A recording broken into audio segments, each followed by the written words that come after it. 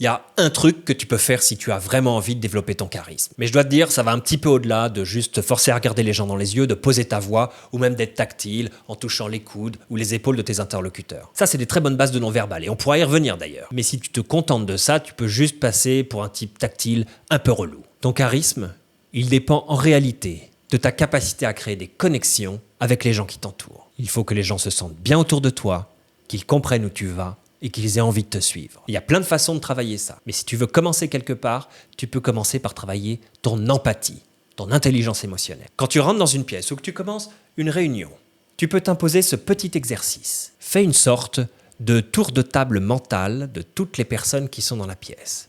Et pour chaque personne, pose-toi 3 questions. 1.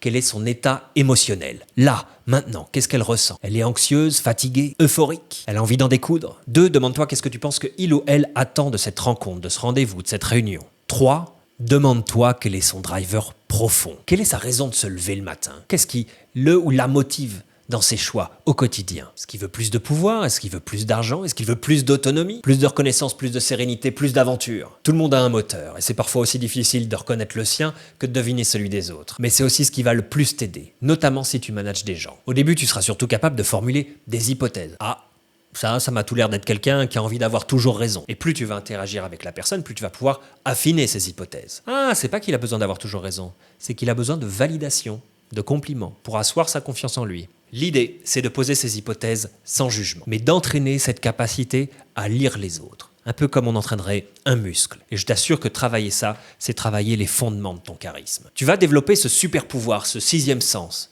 cette capacité à te connecter avec les aspirations de tes interlocuteurs. Et tu pourras adapter tes mots et tes actes en conséquence. Bon, dis-moi en commentaire si tu as envie que j'approfondisse ce sujet-là. Et pour ma part, je publie régulièrement pour t'aider à améliorer tes compétences de communication, pour t'aider à porter tes idées avec plus d'impact, pour mieux vendre tes projets ou pour accélérer ta carrière. Pour vous servir.